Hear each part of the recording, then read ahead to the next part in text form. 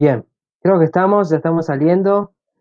Tengan todos buenas tardes, le damos la bienvenida ya a nuestro último ciclo de conferencias de esto que fue y es aún Formándonos Juntos, presentado por les estudiantes del Instituto Juan 23.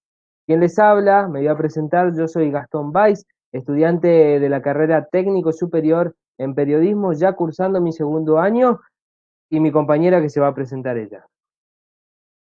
Hola, buenas tardes. Mi nombre es Ana Paula Lencina, estudiante de tercer año en Trabajo Social en el Instituto Juan 23. El año pasado realicé mis prácticas en el área de niñez de la Secretaría de Desarrollo Humano en la Municipio de Reconquista y este año me encuentro realizándolas también ahí, nada más que esta vez desde el área de género y diversidad. Bueno, a continuación voy a comentar un poco la fundamentación del proyecto, cuál fue la iniciativa. Obviamente este entorno virtual se creó en base a este contexto de pandemia que dificultó estas conferencias, capacitaciones a nivel desde un modo presencial. Así que bueno, la idea de estas conferencias es dar pie al debate, a la reflexión de las problemáticas sociales actuales, y uno de nuestros mayores objetivos fue fortalecer claramente la reflexión crítica y analítica sobre esta realidad actual, ya sea tanto de los estudiantes y profesionales de nuestra comunidad educativa como también del público presente. Bueno, desde ya este va a ser nuestro último encuentro de conferencia Formándonos Juntos.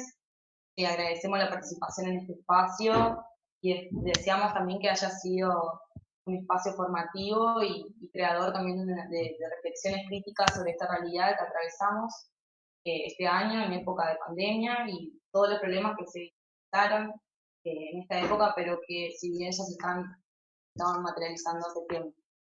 Así que bueno, con nosotros tenemos a 3 disertantes en esta oportunidad, que es la primera vez que hay más de 2 personas. Nuestros disertantes de hoy son Natalia Jacuzzi, Fernando Ceballos y Laura de la Rosa, quienes van a abordar la temática de suicidio, prevención y abordaje, miradas de la salud y los medios masivos de comunicación. Ahí Gastón va a presentarlos. Bien, vamos a hacer una mirada más de profundidad sobre quiénes son los disertantes. Laura de la Rosa es psicóloga, es ex referente de la Dirección Provincial de Salud Mental, trabaja en el equipo de salud mental del Hospital de Reconquista. Fernando Ceballos es enfermero especialista en salud mental, es ex referente de la Dirección de Salud Mental en el Nodo de Reconquista, trabaja en el Hospital Central de Reconquista, es autor del libro El Manicomio, también es el compilador del libro Palabras en Enfermería y es miembro de la comisión de la sección ATE en Reconquista. Natalia Jacuzzi, ella es licenciada y profesora en psicología, es docente del Instituto Juan 23 y en el Instituto Santísima Virgen Niña de Villocampo. Es ex coordinadora de la Subregión de Salud Zona Norte de la provincia y también es especialista en salud social y comunitaria.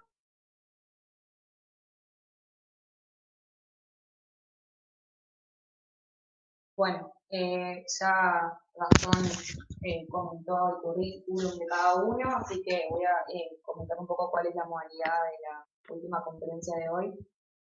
Cada disertante va a explayarse alrededor de 20 minutos, ya que son 3, que va a sumar algo de 1 hora y cuarto la conferencia, y mientras ellos empiezan, ustedes pueden ir dejando sus preguntas, planteos en el chat del vivo de Facebook, para luego, cuando damos cierre a la exposición, vamos a estar comentando esas preguntas, planteos y demás que ustedes hagan.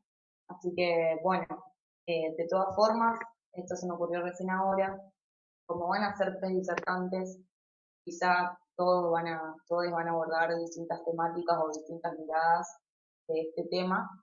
Si pueden, le preguntamos a y el nombre para nosotros orientarnos, porque si no se va a armar como un matete. Así que bueno, esa sería la idea. Así que bueno, damos inicio a la conferencia. Gracias. Bueno, voy a tomar la palabra yo. Primero agradecerles a los estudiantes del Juan 23 por la invitación, por llevar adelante esta propuesta con tantos encuentros con temáticas diversas y tan interesantes. A mis compañeros de panel, y amigos por haberse sumado a este desafío, porque, bueno, hablar para gente que uno no está viendo en esta modalidad virtual, por ahí es un poco nuevo y tiene sus cosas, ¿no? Así que bueno, esperamos, o por lo menos en lo personal, espero poder organizar el tiempo y no expandirme demasiado. Cualquier cosa me avisan si voy muy rápido o hay algo que no se entiende. Yo voy a abrir un poquito la mesa con una lógica de lo macro a lo micro y después nuevamente hacia lo macro. En esta oportunidad a mí me interesaba traer para compartirles, a ver si puedo compartir justamente, denme un segundo, quiero ver si lo puedo compartir al Power. Bueno, la idea es como la prevención del suicidio, un poco la conceptualización desde dónde pensamos el suicidio y cómo abordarlo en cuanto a la prevención. Después Fernando se va a explayar un poquito más en lo que es la urgencia y Laura justamente en la mirada de los medios de comunicación y el abordaje de la noticia. Ustedes me dirán si se ve la diapositiva. Sí, se ve perfecto. ¿Sí? Adelante. Bien, para adentrar un poco la cuestión de salud, ay,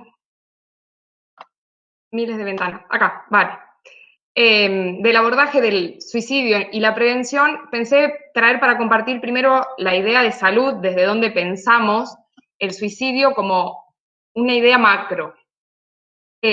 Vamos a pensar la salud, por lo menos lo que es salud comunitaria, que es el área donde yo me desempeño y me formé, como un conjunto de determinantes y condicionantes de lo que es la salud, no como la mera ausencia de la enfermedad.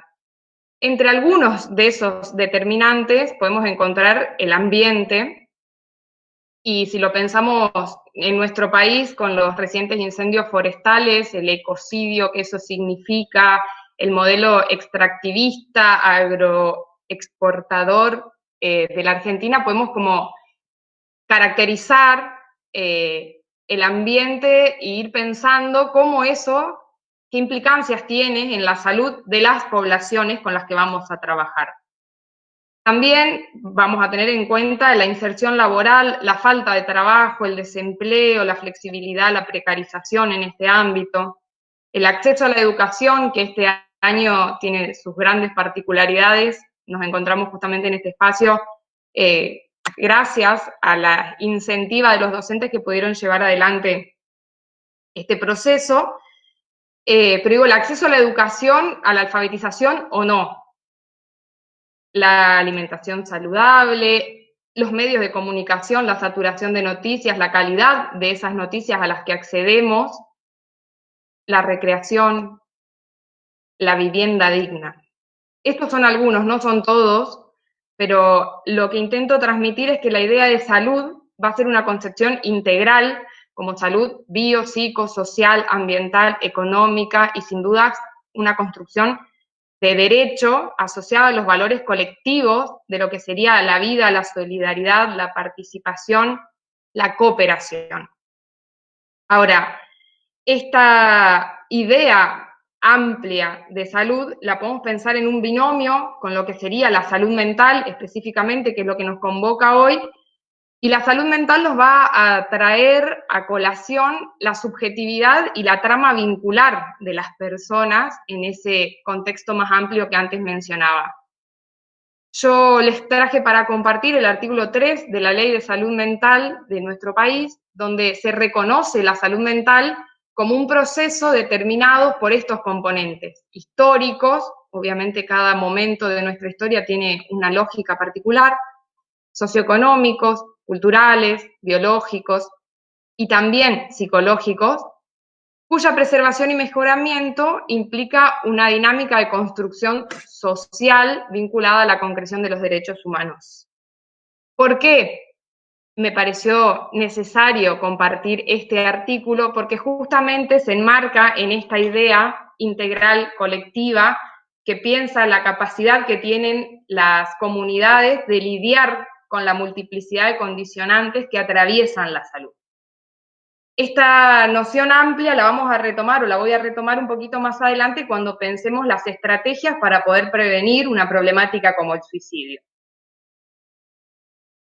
Suicidio como concepto complejo, según la OMS, es el acto deliberado de quitarse la vida. Según la Ley Nacional de Prevención del Suicidio, es una acción autoinfligida contra sí mismo con el objeto de generarse un daño potencialmente letal. Pero lo cierto es que el suicidio tiene un continuum de grados que van desde la idea suicida, que todos la pudimos haber tenido en algún momento de angustia o desesperación, hasta la elaboración de un plan o la obtención de los medios para concretarlo, el intento en sí mismo y el suicidio consumado. Me parece que esto es necesario clarificar porque no es la misma situación de una persona que idea, fantasea con la muerte, de una persona que tiene la motivación para movilizarse y conseguir los instrumentos necesarios para llevar a cabo la práctica, ni mucho menos la persona que lo ha cometido y no se concretó. Por eso vamos a decir que el concepto de suicidio en sí mismo no es unívoco, sino que es complejo. Y en esta idea de complejidad, intentar reducirlo o simplificarlo es perder mucha información y muchas significaciones que tienen que ver con la subjetividad de la persona. Sin dudas, cualquiera de los grados de suicidio que estemos refiriéndonos va a tener impacto sobre la familia, los amigos, el entorno, las comunidades de la persona que lleva adelante este hecho. Tal es así que se sugieren las prácticas de abordaje y acompañamiento, seguir esa presencia de justamente acompañamiento, valga la redundancia, hasta 2 años después de sucedido el acontecimiento. Saliéndonos un poquito de la cuestión más academicista del concepto, por ahí en la práctica clínica, la idea de crisis, y de crisis subjetiva en tanto que cada sujeto la vivencia de manera diferente y particular, nos permite acotar un poco el trabajo y la comprensión o la concepción que se tiene sobre el suicidio en sí mismo. Cuando hablamos de crisis, estamos haciendo referencia a una situación que supera la capacidad de elaboración que tiene ese sujeto en ese momento. Digo en ese momento porque quizás en otro momento pueda instrumentar los recursos psicológicos, psíquicos, las herramientas personales de una manera más eficaz. Pero en ese momento X, la situación en cuestión desborda la posibilidad de poner en palabras, de poner en imágenes, de abrochar el desborde que genera una crisis y la persona se encuentra como desinstrumentada. Entonces, muchas veces, y adelantando un poquito a lo que va a hablar Laura, nosotros cuando escuchamos las noticias vemos que se nombra solamente el evento desencadenante, pero sin dudas que hay toda una trama por detrás de ese evento que llevaron a la persona a ese punto de inflexión, digamos. El evento desencadenante puede ser cualquier situación, por más mínima que a uno le parezca, vuelvo a esto, para el otro que está atravesando esa situación, no es mínimo. Y puede ser, les comparto un ejemplo, una persona que en el marco de una separación de pareja se encuentra con que una de las partes le reclama que le devuelva una garrafa. Y las cuestiones económicas, de la red de sostén, la fragilidad de la separación en sí misma hace que ese reclamo por una garrafa desencadene una crisis para esa persona en ese momento. Por detrás del evento desencadenante, los circulitos que ahí aparecen y se entrecruzan, nos permite pensar los distintos factores que pueden ser factores de riesgos o factores de protección. El factor de riesgo, como tal, va a indicar que su presencia aumenta el riesgo del acto suicida, pero no es una cuestión lineal de que si yo tengo tal factor personal, voy a o soy propenso a, ¿sí? Esto es lo micro que yo les quería compartir como algunos indicadores a tener en cuenta, pero lo cierto es que no es una lectura lineal de que porque estén presentes va a suceder o no el hecho. Algunos que podemos nombrar son haber tenido intentos de suicidios previos o antecedentes familiares de esto. El sufrimiento psíquico, que esto está puesto acá adrede, porque más abajo en este cuadrito podrán ver la presencia de psicopatología grave como un factor de riesgo. Pero la propuesta es corrernos un poco de la patologización de la vida cotidiana en general y poder pensar la idea de sufrimiento que nos propone incluir lo subjetivo, lo histórico, una pérdida laboral, por ejemplo, que no es una patología en sí misma, pero que acarrea este malestar psicológico en este caso. Podemos pensar el bullying, la violencia, la característica de los lazos sociales con los otros, con los cuales me relaciono, con mi propio cuerpo, con la naturaleza misma, como podría ser el caso de los incendios forestales que nombraba antes, la pandemia y otros desastres naturales que vienen a atravesar mi estabilidad psíquica, psicológica, mental, generándome un malestar difícil de procesar y de asimilar. Por otro lado, la identificación. La identificación yo la quise compartir hoy porque, nuevamente, los medios de comunicación en la forma en que desarrollen las noticias se vuelven propensos o no a que esta identificación se dé en masa.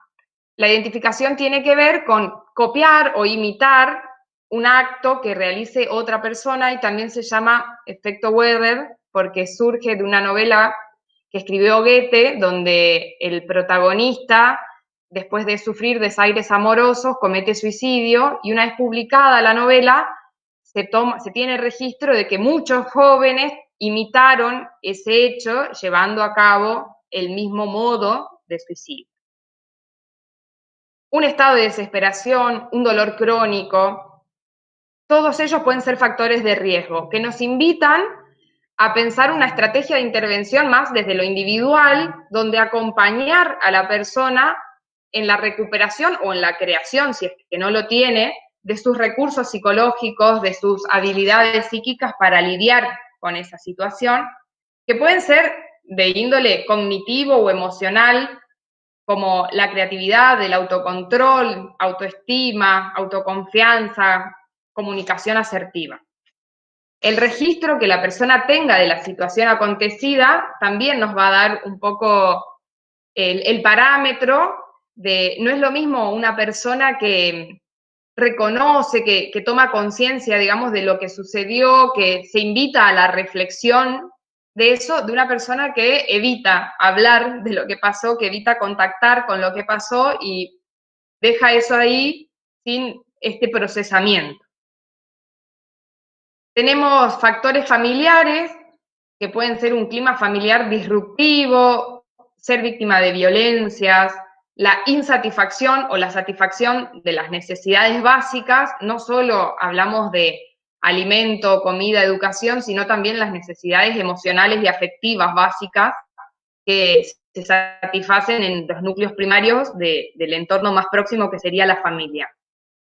En este punto nos podemos imaginar que el factor protector sería justamente trabajar roles claros, límites claros en el sentido de límites democráticos, no autoritarios ni la indiferencia donde cada miembro de la familia hace la suya sin poder contar con el otro como un sostén o un apoyo a quien recurrir cuando siento que no estoy pudiendo con lo que me está pasando. Y la expresión asertiva de las emociones que tiene que ver muchas veces con la capacidad de reconocer esas emociones y poder comunicarlas o transmitirlas de manera clara. En este sentido, hay una ley que está debatiendo hace rato, se cajonea y se vuelve a debatir, que es la ley de educación en emociones para que sea trabajada de manera transversal en las escuelas. Parece algo tan básico, pero la verdad que no todos tenemos desarrollada, y mucho menos de manera innata, natural, la habilidad de poder reconocerlas, nombrarlas y transmitirlas.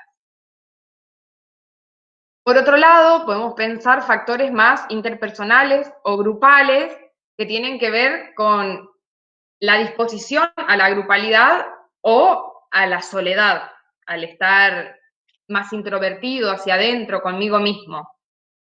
Apostando siempre como a la integración, por ejemplo, en los adultos mayores, donde un factor de riesgo para el suicidio en esta población es el sentimiento de soledad o de sentirse una carga para el entorno familiar.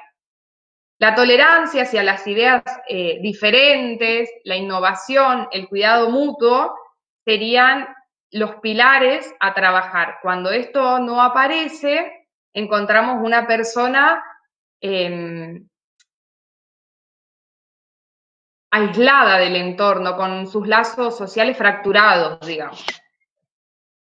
Y por último, en una esfera un poco más amplia, podemos pensar los factores psicosociales y culturales, donde aparecerían estos desastres naturales que mencionaba antes, los conflictos culturales, raciales, la discriminación por elección sexual, por orientación, por raza, por etnia, por religión, la exclusión que eso genera en la persona, también las barreras de acceso a la atención, ya sean a la atención en salud, por ejemplo, o también los estigmas, los mitos que circundan alrededor de la idea de suicidio, que muchas veces obstaculizan que la persona pueda acercarse a un profesional a solicitar acompañamiento.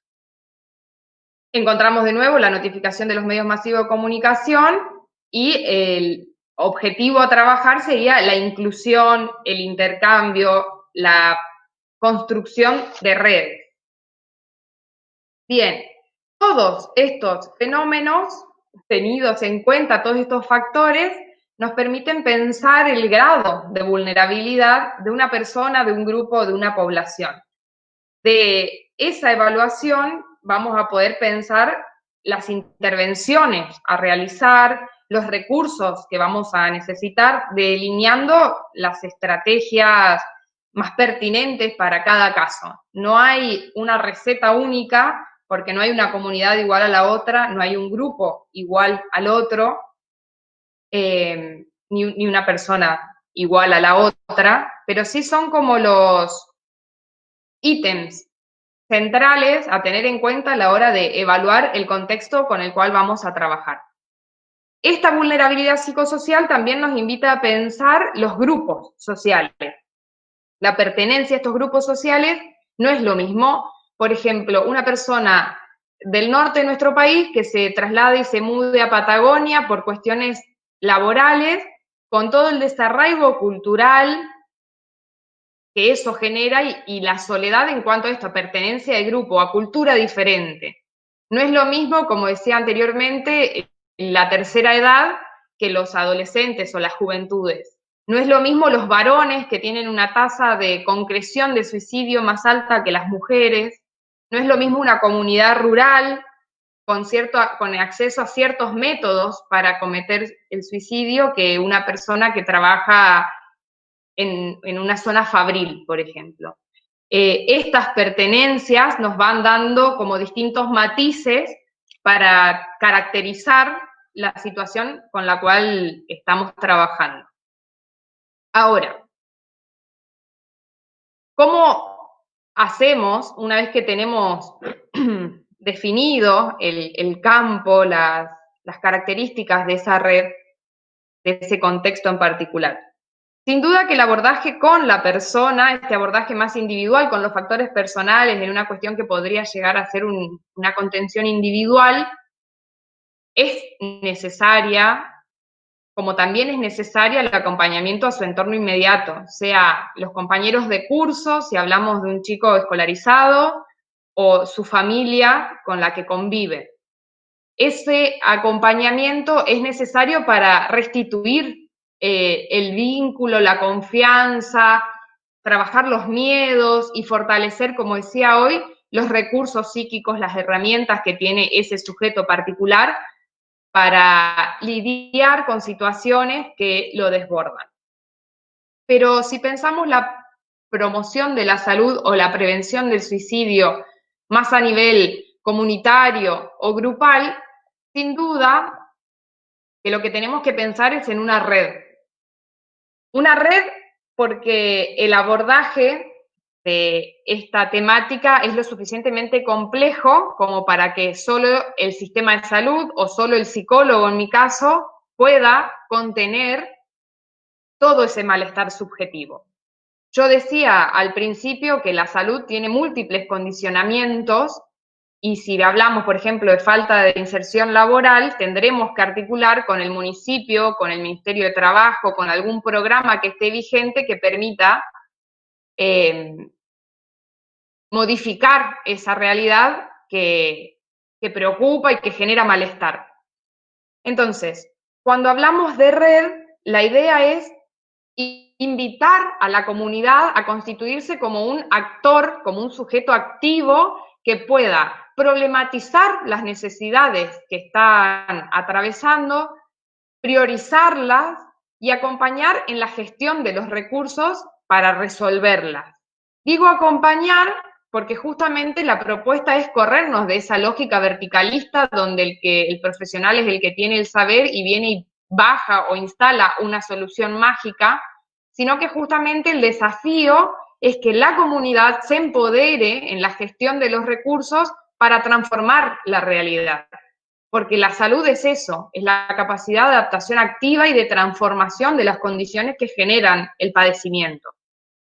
Entonces, partiendo siempre como de un diagnóstico, vamos a acompañar esta cogestión de herramientas. Pensamos la red como con múltiples centros donde cada actor pueda en un momento determinado tomar la posta para llevar adelante una estrategia o una intervención. Y esto también va a depender del momento, de la situación, de las características del episodio que estemos tratando de abordar. Por ejemplo, una persona en este punto de intento de suicidio, en este punto de sufrimiento psicológico, puede tener mejor vinculación con la profesora de catequesis, con el tutor de la escuela, con el pediatra con el que se atiende, y va a ser ese actor de la red quien pueda instrumentar el vínculo con esa persona y estar a su vez en coordinación con el resto de las instituciones para no intervenir solo. La idea es aunar esfuerzos en el trabajo, pero sin duplicar trabajo, coordinar y compartir todos un mismo discurso, un circuito que esté previamente delimitado de cómo nos vamos a comunicar, cómo vamos a hacer las derivaciones, a quién tengo que llamar si yo como docente percibo, escucho, puedo alojar la necesidad o el malestar de un alumno. Entonces, construir esa red, establecer esos vínculos con los otros es lo que nos va a permitir un abordaje más eficiente y poder así prevenir nuevos suicidios en la comunidad. La construcción democrática de un futuro posible donde el lazo social nos aloje y nos permita recuperar la creatividad, la alegría, la contención, la confianza, la cooperación.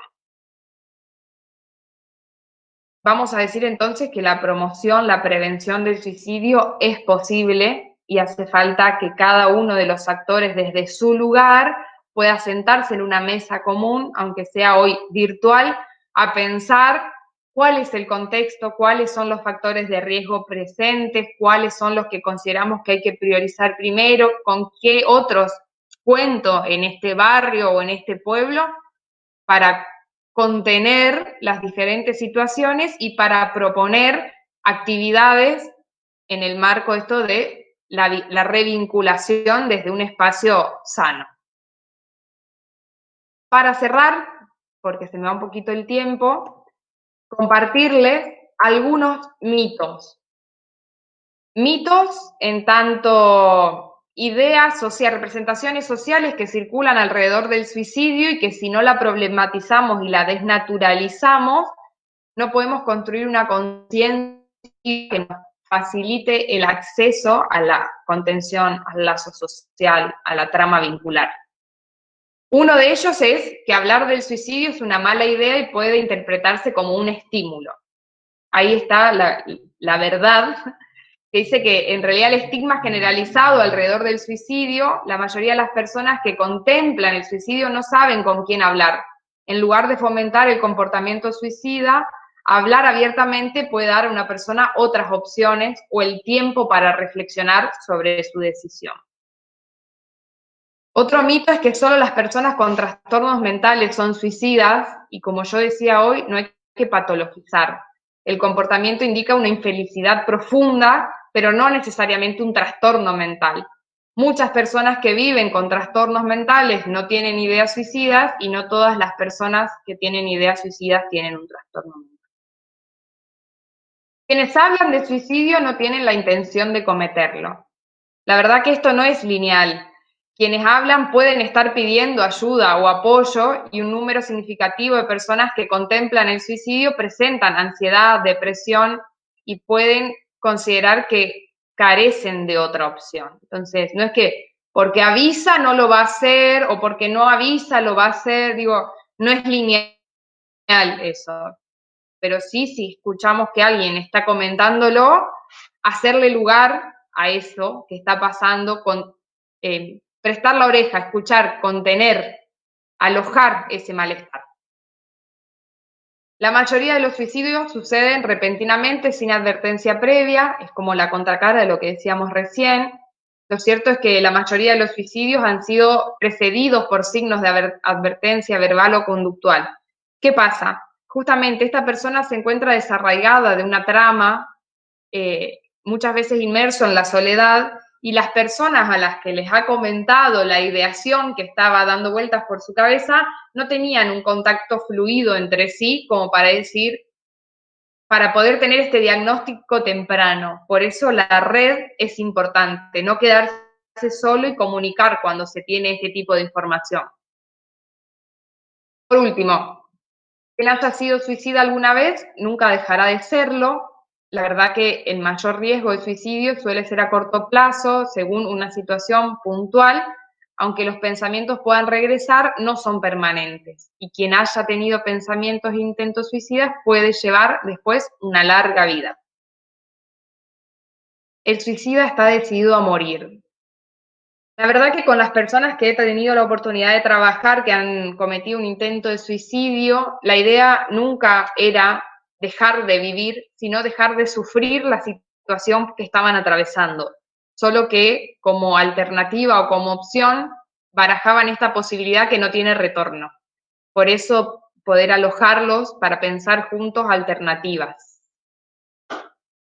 Bueno, hasta ahí lo que les quería compartir. Gracias. Gracias a vos. ¿Quién sigue?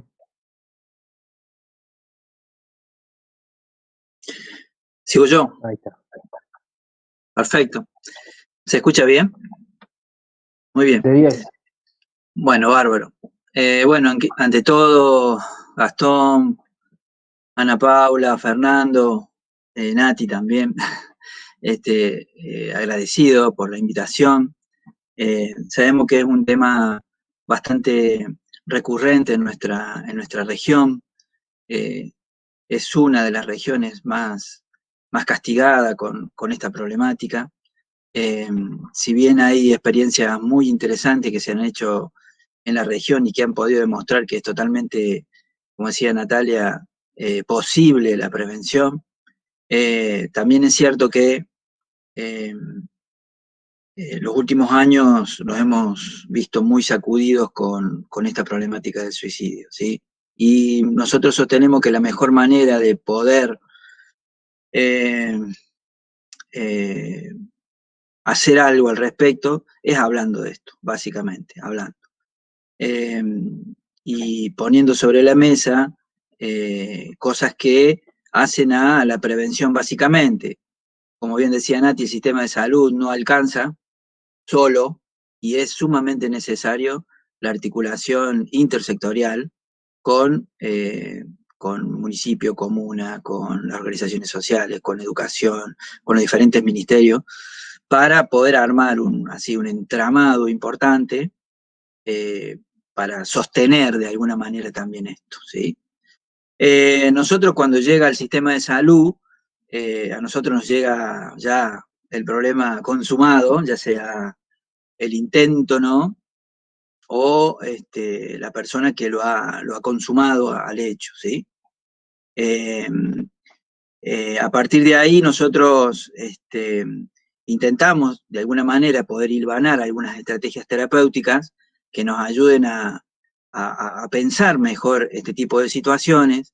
Tratamos de que esas estrategias no se cristalicen, sino que cada situación sea singular y que, digamos, como decía Nati, no quedarnos solamente en el diagnóstico y poder pensar la situación desde lo que nosotros llamamos el sufrimiento o el padecimiento, ¿sí?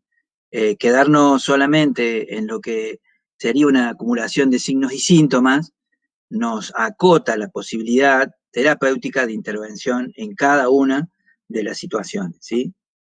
Yo básicamente voy a hablar desde donde me siento más cómodo y desde mi experiencia, básicamente, que es del cuidado, ¿sí? No es prioridad, si bien nosotros tenemos desde enfermería, es nuestro objeto de estudio, lo decimos así, lo cual yo cuestiono mucho, el cuidado es algo que está en la comunidad. De hecho, esta pandemia nos ha demostrado que lo más importante que tenemos en este momento es el cuidado, ¿sí? Más allá del modelo médico hegemónico, más allá de las técnicas, más allá de la medicación, lo más importante en este momento es el cuidado. Así que desde esa perspectiva voy a intentar trazar así algunos ejes que nos ayuden a pensar cómo sostenernos en una situación de urgencia, en este caso de suicidio o en general, ¿sí? En principio, nosotros siempre por ahí nos preguntamos cómo trabajar con lo mortífero que tiene el sufrimiento o el padecimiento, ¿no? Es algo que está presente ahí y que de alguna manera se evidencia, se visibiliza en ese acto concreto de autoflagelación de la persona, ¿sí? Obviamente que el método que utilice la persona a nosotros nos hace ver por ahí el grado de intensidad de ese intento. Obviamente no es lo mismo una persona que ha ingerido 2 comprimidos de ampicilina a aquel que ha intentado ahorcarse. No es lo mismo. Ya de por sí la vehemencia del acto o la violencia del acto ya en sí determina también la urgencia, ¿sí? Y hay algo en la urgencia que a nosotros nos pasa, digo, ustedes que son estudiantes, y los que no son también, pero digo, esto de las situaciones de salud mental, como bien decía Nati, tenemos una ley de salud mental del año 2010 que todavía cuesta instalar dentro del sistema de salud, ¿sí? Y todavía hoy estamos peleando por esa plena implementación de la ley, y el sistema de salud por ahí es bastante esquivo a ciertas situaciones de salud mental. Entonces, tomar esto como una problemática también del sistema de salud hace que muchas veces se nos acoten las posibilidades de pensar esa estrategia terapéutica que yo les decía, ¿sí? Y quedar solamente la medicalización o muchas veces en prácticas represivas de expulsión de la situación, obviamente agravándola. Son las menos, pero existen, ¿sí? Hay algo que sucedió este año en la región y que nosotros que trabajamos en el hospital lo pudimos ver. Nosotros vamos siguiendo de alguna manera cierta estadística de las situaciones de suicidio en la región, y este año pudimos ver cómo eso se incrementó, y que no tiene que ver con la pandemia, eso sucedió antes de la pandemia, y que la pandemia en sí, no digo que disminuyó, pero mantuvo la cantidad de suicidios en la región. O sea, es más, también vimos cómo en cierto momento de la pandemia, sobre todo al comienzo, las situaciones de salud mental en general eran menos las que llegaban al sistema de salud, ¿no? Eso también da un parámetro para problematizar, para estudiar, investigar sobre qué significó en ese momento que las personas, más allá de ese supuesto encierro, que no cura a nadie, por cierto, esa es la... pudo producir otra cosa ahí en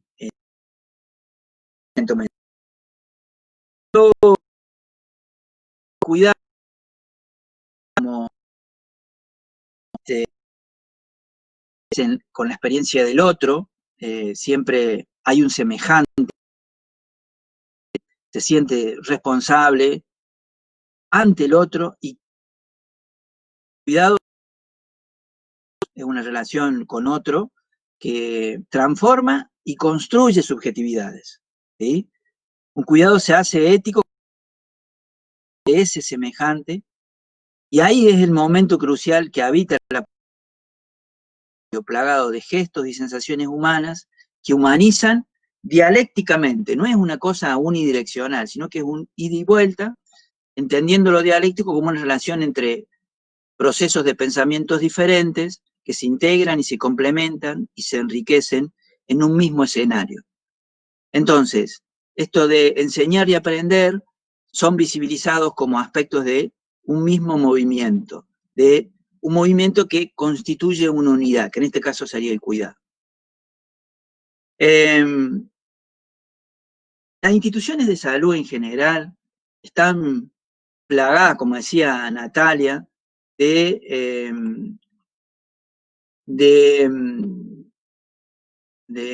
primero de carteles de prohibido. Ustedes vieron que todas las instituciones tienen un prohibido, ¿no?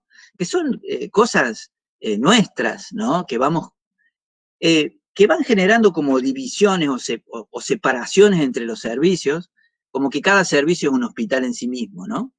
Eso también dificulta un poco por ahí el armado de alguna estrategia dentro de los servicios de los hospitales, y particularmente el Hospital de Reconquista, porque más allá de que esté la ley, más allá de que haya un equipo de salud mental, también cuesta instalar esta posibilidad de que un problema de salud mental es un problema de salud, ¿sí? Por lo tanto, una problemática de intento de suicidio no es un problema del psiquiatra, el psicólogo, el trabajador social, es un problema del equipo de salud, ¿sí? Y nos encontramos en las instituciones de salud, más allá de que el hospital que tenemos es fabuloso, es hermoso en ese sentido, pero siguen las estructuras cerradas, siguen las estructuras que no permiten otra espacialidad, sobre todo en este tipo de situaciones, ¿sí? Y si a eso le sumamos espacialidad, tomándolo a Escliar cuando habla de espacialidad, cuando habla del aula precisamente, ¿no? Digamos, como cómo generar otra espacialidad ahí, cómo generar otra espacialidad en la guardia del hospital, en una situación, ¿sí?, de excitación psicomotriz, por ejemplo, o de intento de suicidio también, que puede estar acompañado, ¿no? No es la camilla, ¿sí? No es el consultorio, muchas veces, tal vez sea el pasillo, ¿sí?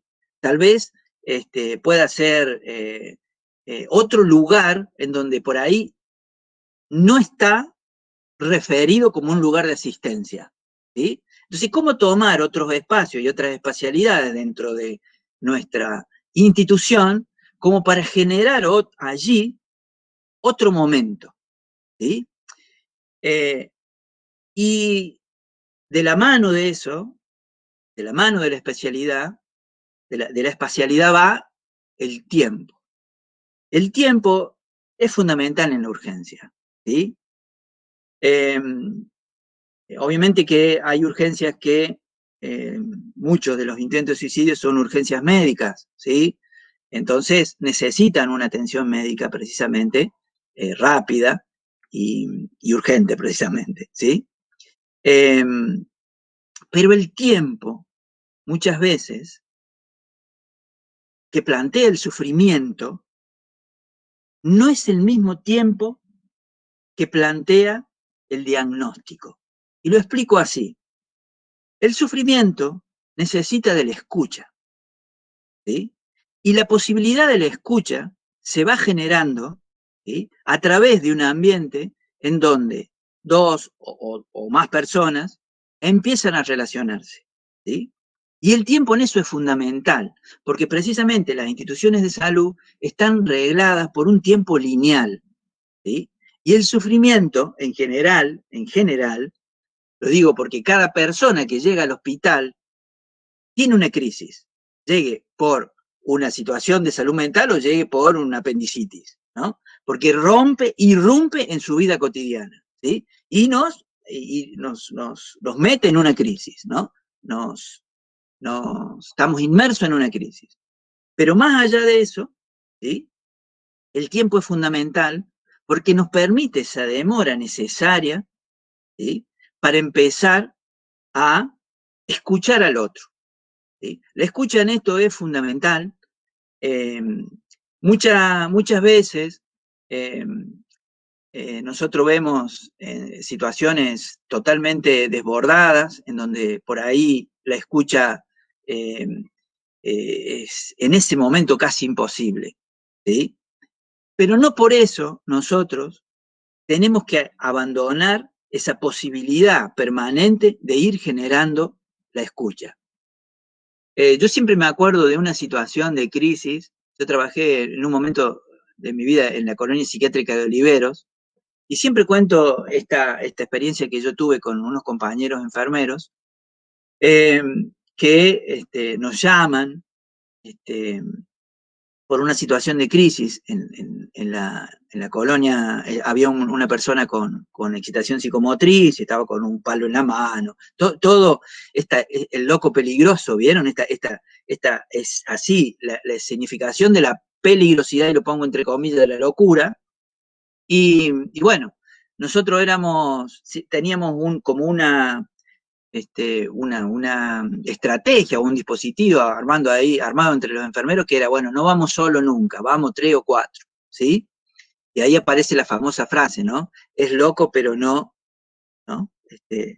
Entonces, cuando la persona veía muchas personas, muchas veces bajaba, ¿sí? Y bueno, la cosa es que no fue esta así, sino que tuvimos que hacer casi una lucha cuerpo a cuerpo. ¿Por qué les cuento esto? Porque en el mismo momento que nosotros hacíamos esa lucha cuerpo a cuerpo casi ahí, José, uno de nuestros compañeros, le hablaba al paciente, ¿no? Le iba hablando. Y diciendo, yo no me acuerdo el nombre, pero diciendo, mirá, no, vos tranquilizate, tenemos que hacer esto, porque es mejor ahora en este momento, ahora te vamos a medicar, después vamos a ver cómo podemos hacer para que vos puedas hablar. Y yo le hablaba. Bueno, el paciente se mejora, nosotros nos vamos a nuestra propia. Pasa el tiempo, pasa mucho tiempo, casi un año y medio, y aparece el paciente con otra crisis, ¿no? Y nos encuentra a José, a mí y a Cacho, 3 de los que habíamos estado un año y medio atrás en esa crisis, ¿no? Obviamente no tenía la crisis del año y medio anterior, sino que tenía otra.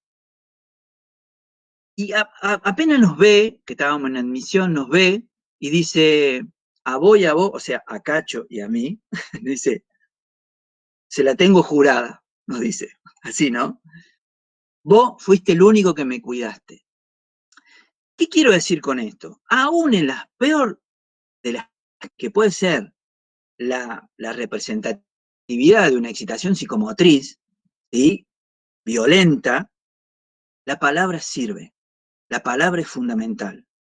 Y la escucha del otro, cuando hay una palabra justa ahí, cuando está en ese momento, ¿sí? Esa producción de cuidado que digo yo, ¿sí? El otro escucha, el otro toma eso, el otro absorbe ese momento, podríamos decir, hasta de ternura que tenía José, cuando lo estábamos prácticamente reduciendo, parecíamos policías, ¿no? Sinceramente. Entonces digo, ese acto, aún ahí uno puede gestar un acto de ternura, ¿sí? Y acto de escucha. Eso a mí me parece fundamental, que se tiene que dar en cada momento, ¿sí? Porque precisamente muchas de las instituciones de salud, y no quiero generalizar, pero se da mucho, estamos llenos de actos crueles, ¿no? Entonces, casi que el otro no es un otro, sino que es ahí un objeto que tiene que saber lo que nosotros ya sabemos, ¿no? Y bueno, eso también genera mucho malestar, mucho sufrimiento, ¿no? Imagínense que una persona o un trabajador de la salud se pare desde el lado prejuicioso de que es una persona peligrosa la que está ahí, y la otra persona no es tonta, se da cuenta, ¿sí? Entonces, la reacción es peor, ¿sí? Entonces digo, hay ciertos actos prejuiciosos con respecto a la salud mental, sobre todo de la peligrosidad, que hacen que adoptemos posturas más represivas, ¿sí? Más de medicalización. Ojo, cuando digo medicalización, no digo medicación. No estoy en contra de la medicación, ¿sí? Porque en muchas situaciones, como en esta, es importante, pero no es fundamental, ¿sí? Es una parte más de la estrategia terapéutica que podemos armar todo el equipo de salud. No es la que dirige la estrategia terapéutica, ni mucho menos. Tal vez en un momento la puede dirigir, ¿sí? Pero en otro momento la medicación tiene que hacer un paso al costado y darle la posibilidad a la palabra, a la escucha, a la contención, ¿no? A estos actos. Y digamos, otro eje porque básicamente cuando llega una persona a un efector de salud, lo que busca es que lo contengan, ¿sí? Él va buscando ahí la certeza de que va a ser atendido, va a ser escuchado en su sufrimiento, ¿sí? Aunque muchas veces este tipo de situaciones esta problemática que estamos viendo hoy, no quiere hacerlo, ¿sí? Muchas veces cuesta entablar ese primer vínculo ahí, ¿no? Pero digo, en nuestro trabajo básico, ¿sí? Gestar esa posibilidad, fundar ahí, en ese preciso momento, la posibilidad de un lazo social. Una trama ahí, armar una trama en donde dos subjetividades se encuentran y se transforman, ¿sí? Por eso es tan importante el tiempo, porque no hay tiempo ahí, ¿sí? Es como un entre, ¿no? Yo me detengo ahí, una demora, ¿sí? Y empiezo a producir. Esto, yo lo digo así, casi, y es tremendamente difícil, precisamente en las instituciones en donde el tiempo lineal es fundamental, ¿no? Muchos de nosotros cuando hacemos esto, nos dicen, mira, el vago ese está charlando con el paciente, ¿no? No está haciendo nada, ¿no? Entonces digo, romper la cristalización de esas prácticas biopolíticas totalmente incrustadas en el sistema de salud, nosotros lo venimos haciendo desde hace muchísimo tiempo, y la ley de salud mental es un instrumento fundamental, ¿sí? Y porque tiene el fundamento necesario para, de alguna manera, ir precisamente fundamentando nuestros posicionamientos. Y otro eje, que a mí me parece también muy importante, es el eje de la clínica, ¿sí? La clínica como un espacio en donde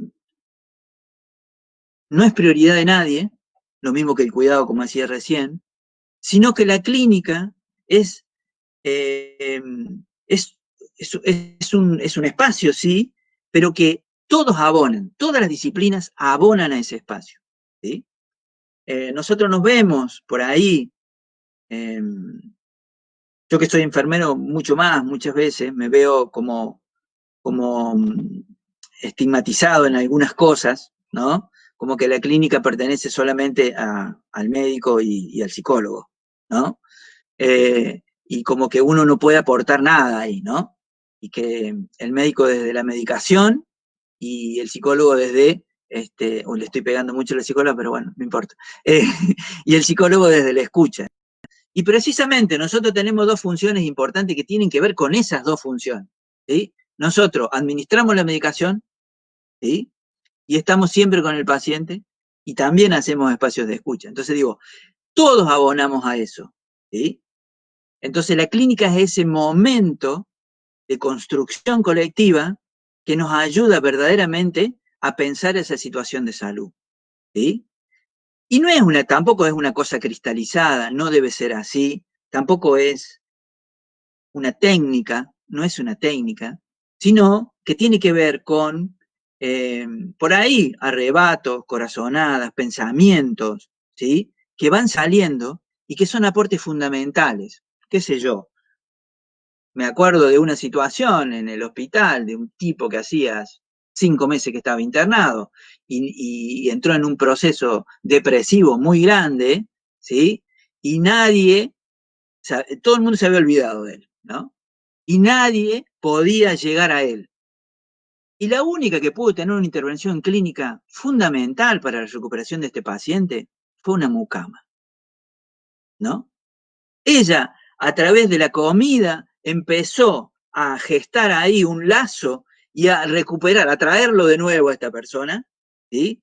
Y al cabo de un mes, pudimos armar un dispositivo ahí donde ella participó un poquito más, y al cabo de un mes esa persona era otra, ¿sí? Entonces digo, estos aportes clínicos son de todo el equipo. Nosotros vemos también las intervenciones clínicas que por ahí tienen, para bien o para mal, la gente que está a cargo de dar los turnos, ¿no?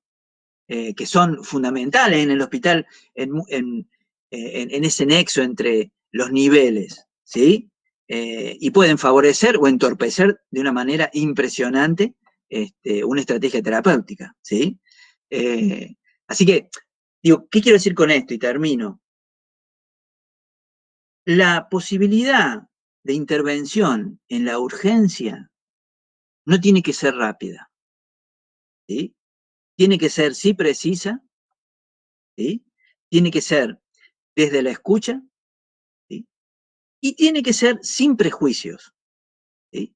Permitiendo, precisamente en ese desarrollo de la crisis, ¿sí? De la urgencia en ese momento, ir produciendo ahí lo que yo denomino un cuidado, ¿no? Después de eso, porque la crisis es un momento oportuno para producir algo más, porque esa persona llega de esa manera, queriendo, digamos, la crisis es una oportunidad, básicamente, ¿sí? Es una posibilidad de pensar ahí algo que no estaba, ¿sí? Y también esto, cada crisis de esa persona es diferente, ¿no? Nosotros vemos cómo por ahí hay algunas personas que se repiten en las internaciones en el hospital, pero vamos viendo que las crisis son diferentes. Porque también en cada crisis hay un aprendizaje de esa persona, o por signos de alarma, o porque tiene más relación con la familia, o porque tomó la medicación de otra manera, ¿no? Digo, todas las herramientas que uno por ahí le va brindando a esa persona y a su familia para que de alguna manera evite la crisis, ¿sí? y sea cada vez menos la posibilidad de que llegue al hospital, ¿sí? Y más ahora todavía, ¿no? Bueno, los dejo. Eso nada más. Después surgirá algo. Gracias. Bien, muchas gracias Fernando. Le damos lugar ahora a Laura. Bueno, hola a todos. ¿Me escucha? Sí, Sí, bueno. de 10. Gracias por la invitación también a todos ustedes. La idea un poquito de lo que me toca hablar a mí es hablar más del tema de la comunicación responsable. Yo también hice un Power, voy a ver si lo puedo compartir. No, este no es. Ay. A ver, ¿se ve ahí o no? Aún no, pero Espera. Ahí.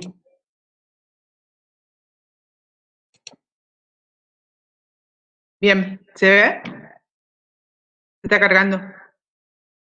ahí se ve, de 10. Bueno, ¿cómo hablar de suicidio en los medios? Un poco la idea es esto, que hace a lo que Natalia habló al principio de la prevención, tiene que ver con la prevención también del suicidio. Los medios de comunicación, la forma en que los medios informan sobre un suicidio, influye en otros suicidios. Por eso es tan importante hablar sobre esto, sobre la comunicación responsable. ¿Para qué voy a poner? A ver, ¿ahí se ve pantalla completa? ¿Sí? Sí.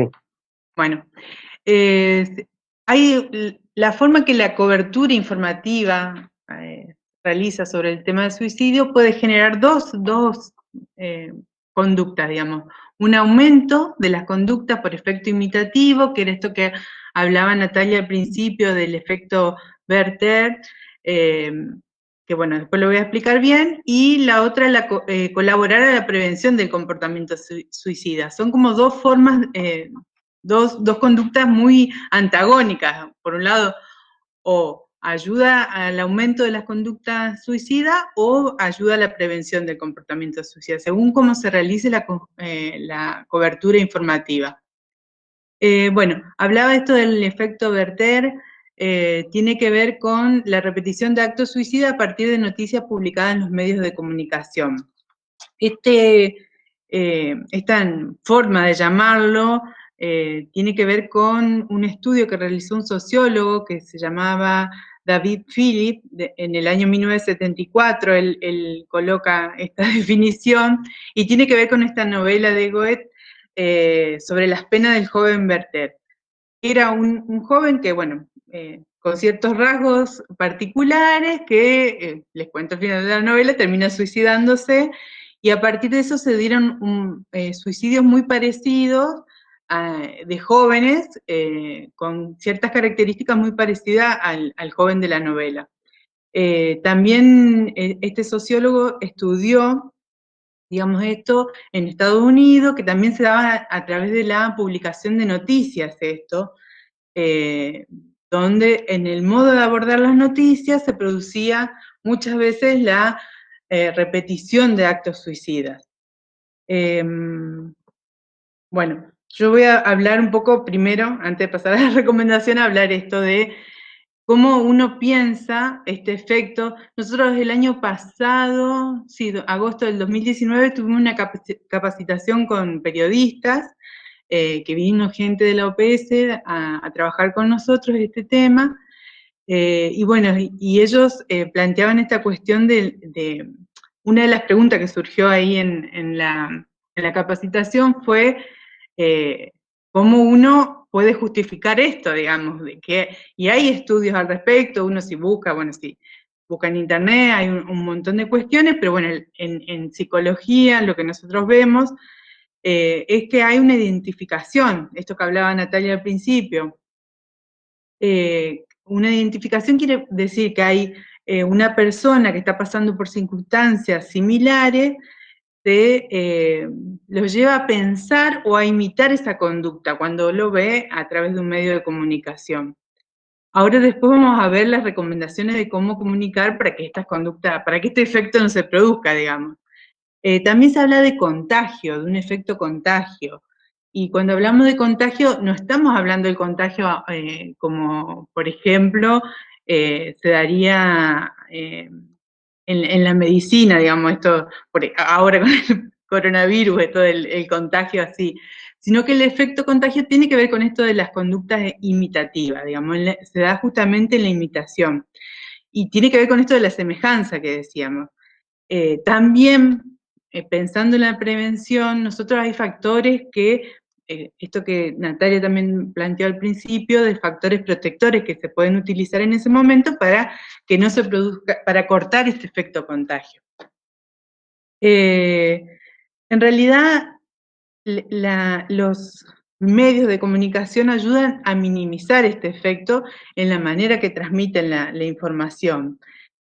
Por ejemplo, yo voy a hablar ahora de algunas recomendaciones que se dan, esto se dan a nivel general, están uno si lo busca está a través de la OMS, de la OPS, están estas generalizaciones. Bueno, evitar justamente las generalizaciones es una de las recomendaciones. En esto, digamos, no todos los suicidios, nosotros vemos esto, los suicidios tienen como dos lados, un lado que es más bien privado, que tiene que ver con la persona, con lo que le pasa, con su familia, con todas estas cuestiones, y un lado social, que es el que aparece, es la noticia, digamos. Entonces, en esto no podemos decir, qué sé yo, se suicidan los jóvenes de Avellaneda, por ejemplo. Ahí estamos haciendo una generalización, hay que ver el joven que se suicidó y por qué se suicidó, digamos, hay una cuestión ahí que no tenemos que tratar de evitar. También hay que evitar expresiones como epidemia de suicidio, pico de suicidio, lugar con mayor tasa de suicidio, son expresiones que las tenemos que ir sacando de las noticias porque esto lleva a este efecto contagio, digamos, efecto imitación. También no informar el comportamiento suicida como una respuesta que tiene que ver con los problemas o los cambios sociales. ¿Por qué esto? Porque siempre hablamos que el suicidio tiene que ver con una complejidad, que no podemos dar una causa o decir que el comportamiento tiene que ver con una sola causa, sino que a veces, digamos, trae un montón de complejidad, un montón de cosas que hacen que una persona tome esta decisión. Entonces no podemos informar qué sucede, qué sé yo, por la cuestión del desempleo, por ejemplo, por problemas o cambios sociales. Otra cosa muy importante, que esto aparece mucho en los medios de comunicación, es dar una descripción detallada de cómo se fue dando, del método que utilizó, cómo estaba esa persona.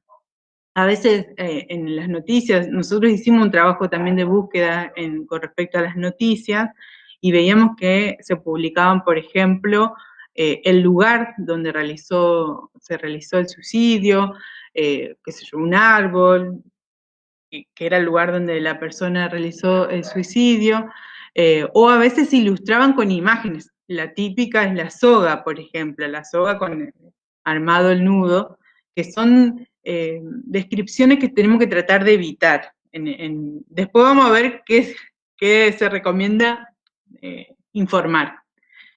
También, bueno, esto que decíamos, bueno, el suicidio tiene que ver con cuestiones complejas y con diversos factores. Entonces no podemos decir, por ejemplo, que una persona se suicidó por una cuestión de pareja, una separación o una cuestión así, porque lo de la pareja puede ser un efecto desencadenante, como hablaba, un evento desencadenante, como decía Natalia, pero hay detrás de eso un montón de otras cuestiones que hacen que el suicidio se produzca en ese momento. También decir, por ejemplo, se suicidó porque estaba en quiebra o por la cuestión del desempleo, son cuestiones que tenemos que tratar de no ponerlas en las noticias. Porque ahí estamos dando solo una causa y sabemos que el suicidio es multicausal, entonces no tenemos que, y pensando en esto de la imitación también. Bueno, en el caso de un suicidio de una persona famosa, de una celebridad, se busca evitar la cobertura sensacionalista. Nosotros acá vemos la forma que se informa en el norte santafesino, porque es donde nosotros estamos, y por ahí tenemos mucha información de los medios al respecto de los suicidios, y también uno identifica ya los medios que informan de esta manera sensacionalista, no solo de las personas famosas, sino de cualquier persona, dando detalles de método, si usó o no usó cartas, digamos, un montón de cuestiones íntimas de ese suicidio que en realidad no ayuda por esto del efecto contagio o el efecto verde. Y muchas veces, bueno, esto también hay estudios hechos al respecto que dicen que las personas, sobre todo los jóvenes, ¿por qué los jóvenes? Por la época en la que están atravesando, donde se está formando su personalidad, son vulnerables y en esto, digamos, y los cambios que se van produciendo en esa etapa hace que el joven sea más propenso a imitar estas cuestiones. Y sabemos que también en la adolescencia y en la juventud es cuando aparecen mucho estos, de alguna manera, esta cuestión de estos personajes como ídolos o imágenes que tienen sobre una persona, que si esa persona se suicida, se celebridad, y uno lo pone ahí como un sensacionalismo, bueno, puede producir efecto contagio también. Bueno, esto también hay que pensar, yo decía al principio, el suicidio tiene una parte que es privada, que tiene que ver con la vida privada, y cuando uno informa sobre un suicidio, tiene que tener en cuenta la gente que rodea a esa persona, la familia, los amigos, los compañeros de trabajo. Todas esas personas están afectadas por ese suicidio en ese momento, y la forma en que nosotros informamos sobre el suicidio los va a afectar también. Entonces hay que tener mucho cuidado, porque ellos están pasando por un momento de sufrimiento por la pérdida, y también el estigma que tiene el que la pérdida tenga que ver con un suicidio, digamos. Entonces hay que tener mucho cuidado también con esas cuestiones. Bueno, después planteé algunas cuestiones que sí podemos trabajar o cómo podemos informar. Es muy importante en esto de los suicidios trabajar con las autoridades de salud, que manejan la información, que tienen esto de la estadística, y que nosotros bueno, con Natalia tuvimos mucha experiencia con esto en distintos momentos, pero bueno, de estar en lugares donde se producen suicidios a nivel social, y que de alguna manera en cierto momento se producen una cierta cantidad de suicidios. Y en esos lugares es importante que las autoridades de salud, ¿por qué hablamos de las autoridades de salud? Porque el suicidio es un problema de salud, entonces son los primeros que de alguna manera intervienen en esto, pero tienen que intervenir siempre con otros. Entonces es importante tomar en esto de la prevención, pensar el trabajo con otros, y nosotros, digamos, ustedes o la gente que informa, digamos, los periodistas, poder tener acercamiento a las personas que están trabajando en ese momento con los suicidios, que son los que le van a dar la información exacta de lo que se viene haciendo, de cómo se viene interviniendo en una situación donde se estén produciendo suicidios en ese momento. Para informar también hablar como un hecho acontecido o que la persona lo realizó. Por ejemplo, cuando uno informa, dice muerte por suicidio, hablar como algo que en ese momento sucedió y que esa persona lo realizó. También eso sí se puede hacer. Presentar datos relevantes en las páginas interiores, no en la primera página, digamos. Eso es importante, que no sea tapa la noticia de suicidio, sino que esté, en esto a mí me pasó una vez que un periodista me dice que nosotros censurábamos con estas indicaciones o recomendaciones, y en realidad uno trata de evitar este efecto, por eso, y esto es algo que viene siendo estudiado, y se sabe que si uno lo pone en la primera tapa y lo repite, y lo repite, y lo repite varios días a la noticia, eso es muy probable que produzca un efecto de imitación. Así que uno dice, no dice que no informemos, sino que lo informemos de una manera, y que tiene que ver con esto, no ponerlo en la tapa, sino en las páginas interiores, por ejemplo, de una revista, o en lo que es las páginas digitales también, que no sea lo primero lo que llama la atención. Y también esto es muy importante cuando uno utiliza medios audiovisuales, el tema de los zócalos. Vieron que ahora se ve mucho en la tele cuando alguien habla de violencia de género, por ejemplo, que se pone un zócalo con el número de teléfono, a dónde referirse por esta situación, o de consumo problemático también. Bueno, en el caso de suicidio habría que poner un zócalo con la información que una persona puede recurrir, si hay un número telefónico o a dónde se puede recurrir para esa situación.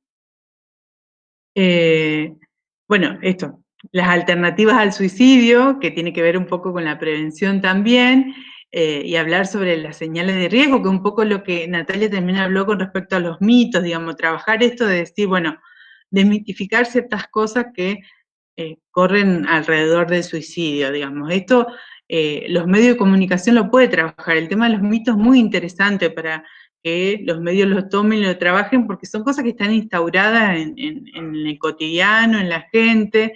Entonces, empezar a trabajar eso nos ayuda a prevenir el suicidio. Bueno, y esto de las líneas de ayuda y recursos comunitarios también. Muchas veces, líneas de ayuda hay en las grandes ciudades, 0800 o un número que uno puede llamar con el tema de prevenir el suicidio, pero bueno, también son cuestiones que hay que trabajarla comunitariamente, digamos, qué recursos tenemos frente a esto. Esto no lo puede hacer salud solo, como decíamos, tenemos que formar un trabajo intersectorial de todos los que formamos la comunidad, y ahí se puede, digamos, ver si es necesario una línea de ayuda o de qué manera.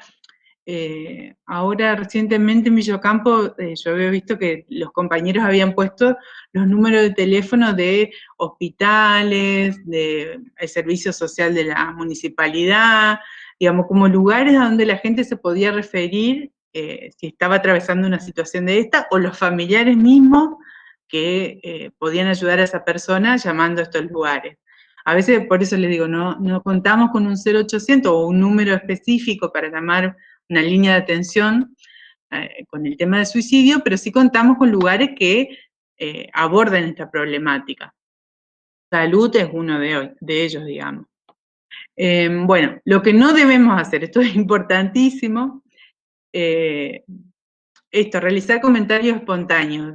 A veces lo primero que se nos cruza en el momento, bueno, se mató porque les pasaba tal cosa, se suicidó porque consumía sustancias ilegales, digamos, todo eso refuerza el estigma alrededor del suicidio. Y no ayudan a la información, digamos, al tratamiento de la información. Así que eso hay que tratar de no realizar. También decir que el suicidio tiene que ver con una salida a un problema, una salida exitosa a un problema. Tampoco eso ayuda al efecto imitación, digamos. Tenemos que tratar de no, esto es decir, bueno, se suicidó, tuvo una muerte por suicidio, pero no decir, bueno, estaba con tales problemas, por eso se suicidó, digamos, como la salida del problema sería el suicidio.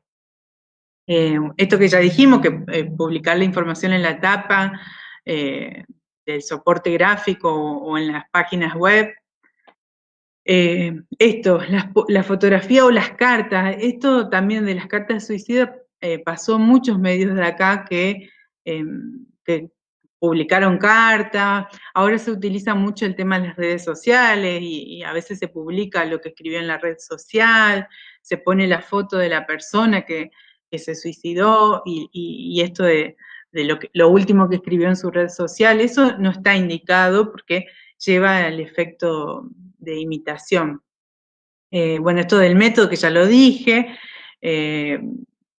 Bueno, esto de repetir mucho también no es adecuado porque nos ayuda a la imitación, digamos. Si nosotros tenemos esa noticia 2, 3 días seguidos, no, se informa, pero se informa cuando sucede y punto, digamos. No seguir con eso porque no es conveniente. Realizar dramatizaciones e imágenes ficcionales de un hecho suicida para ilustrar la información tampoco es conveniente.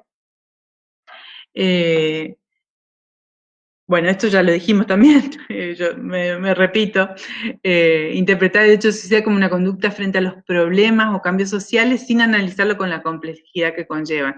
Nosotros, me acuerdo que en el 2008, cuando intervenimos en Villocampo, que se dieron varios suicidios en un momento determinado, justamente se estaba dando en ese momento una manifestación a nivel local, y muchos pensaban que era esta manifestación que producía, digamos, los suicidios, y no, en realidad puede ser una de las causales, pero no es la causa del suicidio. Eso es lo que tenemos que tener mucho cuidado en decirlo. Y también esto de las culpas y los culpables, muchas veces en esto, por ejemplo, de las separaciones, se le echa la culpa al que queda, y no es así, digamos, acá el suicidio es algo tan enigmático que la persona que lo lleva a cabo seguramente es la única que puede saber por qué, digamos. Nosotros, por más que hagamos miles de teorías, nunca vamos a saber por qué esa persona llegó a ese momento. Y también en esto de la ambivalencia que tiene el suicidio, la conducta suicida, hace que una persona tal vez en ese momento pensaba en hacerlo y lo comete, pero tal vez si algo cambia segundos antes, no llega al acto suicida. Así que por eso no podemos decir que hay un culpable del suicidio. Cortito, ya voy terminando con esta parte. Hay, bueno, mucho material para trabajar sobre esto. Nosotros nos basamos mucho en el trabajo de la OPS, donde ustedes lo pueden encontrar el material, sino después nosotros se lo acercamos, que, bueno, que nos da lineamientos para tener mucho cuidado con esto de cómo informamos.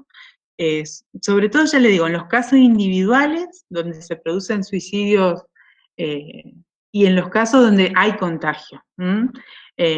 Muchas veces los contagios acá se dieron, acá digo yo, en la zona, no acá en Reconquista específicamente, pero sí hemos vivido hechos de contagio en la zona, donde grupos de jóvenes que tal vez no tenían relación entre sí, o sí, pero se fueron dando estas situaciones de contagio. Es como algo que en ese momento a la persona le llega de ese suicidio, pero le llega ¿por qué? Porque nosotros lo llevamos todo el tiempo y lo ponemos ahí como la noticia en primera plana, y contamos detalles, y contamos el método. Tal vez esa persona lo estaba pensando y ya le dimos la herramienta al decirle cómo lo hizo. Entonces, tener cuidado con esas formas que, digamos, de eso se trata, tener mucho cuidado en cómo informamos. Después, esto quería decirles nomás que es un recurso que es muy importante, que es la actualización que tiene la OPS. Si lo buscan en internet lo van a encontrar, donde dice que, bueno, que la cobertura responsable de los medios es una prioridad para la estrategia de prevención. Y en esto yo quería comentarles algo también de la experiencia. En el 2008, cuando se dio lo de Villocampo, que fue terrible, yo me acuerdo que nosotros armamos una mesa intersectorial para abordar este problema, la convoca Salud, pero participan las instituciones de la localidad, y bueno, y en esto se invita a los periodistas también.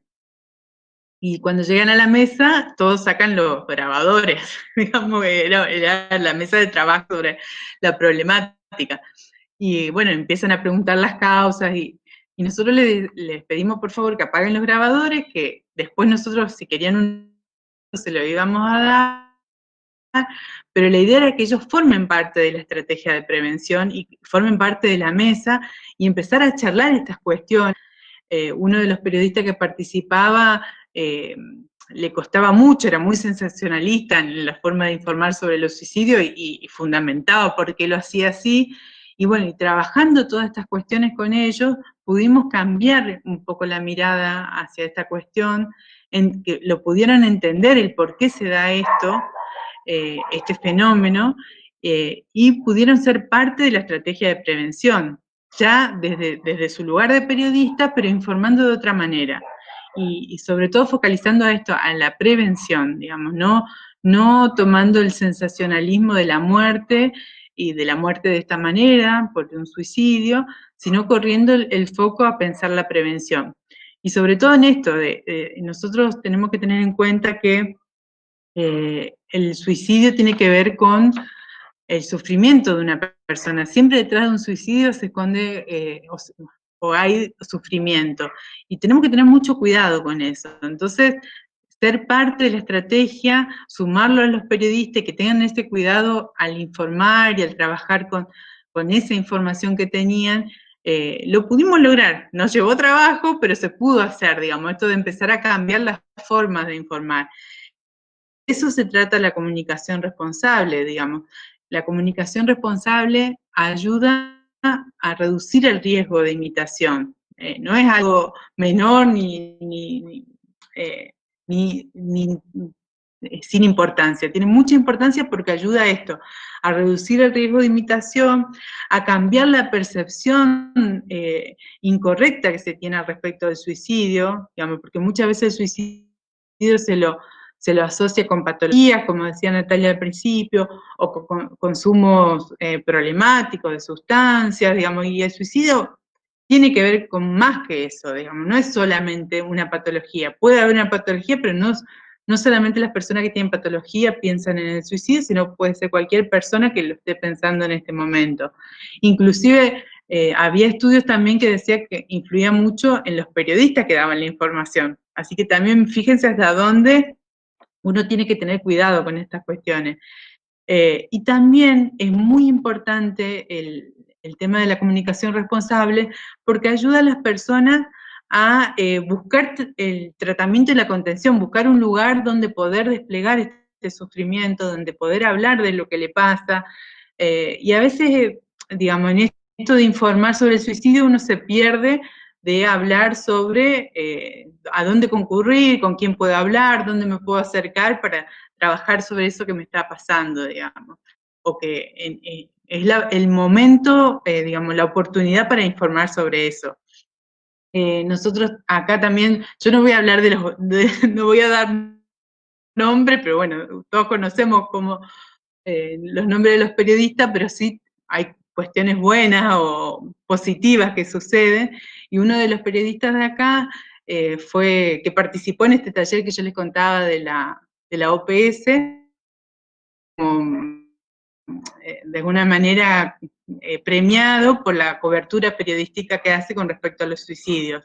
Y él fue incorporando estas herramientas, empezó a trabajar el tema, seguía informando sobre los suicidios, pero de esta manera, digamos, de una manera sin sensacionalismo, respetando el sufrimiento de las personas que habían perdido a esa persona, hablando sobre prevención, dando ayudas y contactos, y es un periodista de acá, digamos, cómo esto se puede trabajar también en la comunicación. Es muy importante que, digamos, tiene que ver también con una cuestión ética nuestra, del lugar donde nos ponemos para trabajar este tema y del cuidado que tenemos que tener al respecto. Bueno, creo que no sé si hablé medio rápido, así que cualquier cosa me preguntan ahora y seguimos charlando. Gracias. Se entendió. En primer lugar, agradecerle a los tres por su disertación y su predisposición y su tiempo ante esto. Hay preguntas, no sé si Ana quiere arrancar con las primeras. Dale.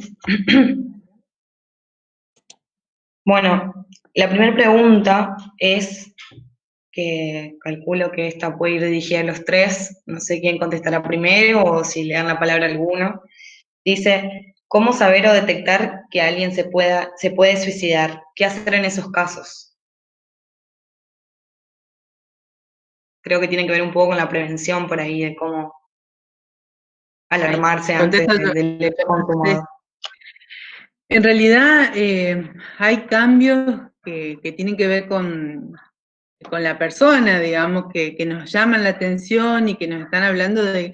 Muchas veces las personas dicen, no sirvo para nada, no quiero vivir más, no tiene sentido la vida, ¿para qué estoy en este mundo? Digamos, como que frases que tiran al pasar y que muchas veces en las redes sociales aparecen estas frases, uno a veces la toma como que llamados de atención nada más, pero bueno, no hay que dejar pasar eso, y preguntar, no tener miedo, digamos, yo, amigo, compañero, familiar de esa persona, decirle, che, ¿qué te está pasando?